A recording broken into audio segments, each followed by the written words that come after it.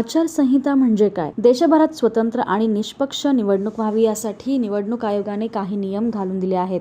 आयोगाच्या याच नियमांना आचारसंहिता असे म्हटले जाते. लोकसभा अथवा विधानसभा निवडणुकांदरम्यान या नियमांचे पालन करणे हे सरकार, नेते मंडळी आणि राजकीय पक्षांसाठी बंधनकारक असते. भारतीय राज्यघटनेच्या कलम 324 अन्वये संसद आणि राज्य विधानमंडळाच्या मुक्त, निष्पक्ष आणि शांततापूर्ण निवडणुका आयोजित करण्याचे आपले घटनात्मक कर्तव्य पार पाडताना निवडणूक आयोगाने केंद्र आणि राज्यांमधील सत्ताधारी पक्ष आणि निवडणूक लढवणाऱ्या उमेदवारांनी त्याचे पालन करणे सुनिश्चित करणे आवश्यक आहे. नोकरशाहीचा निवडणुकीसाठी गैरवापर होणार नाही याचीही काळजी घेतली जाते. आचारसंहिता लागू होताच सरकारी कर्मचारी हे निवडणूक प्रक्रिया पूर्ण होईपर्यंत निवडणूक आयोगाचे कर्मचारी बनतात. आचारसंहिता ही सर्व राजकीय पक्षांच्या सहमतीने लागू झालेली एक सिस्टीम आहे.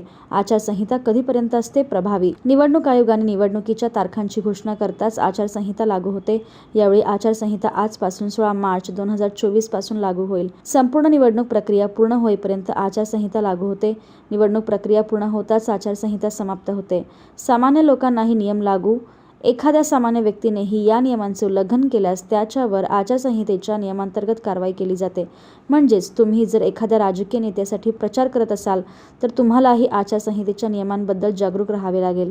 एखाद्या राजकीय नेता तुम्हाला या नियमांबाहेर जाऊन काम करण्यास सांगत असेल तर तुम्ही त्यांना आचारसंहितेच्या नियमांबद्दल सांगून असे करण्यापासून रोखू शकता, कारण असे कोणतेही कार्य केल्यास कारवाई होऊ शकते.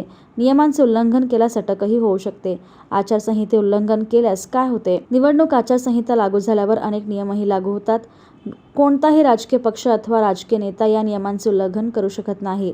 याशिवाय निवडणुकीदरम्यान गुन्हेगारी, गैरप्रकार आणि भ्रष्ट व्यवहार, लाचखोरी आणि मतदारांना धमकावणे, भीती घालणे यासारख्या कारवायांना आळा बसेल याचीही काळजी घेतली जाते.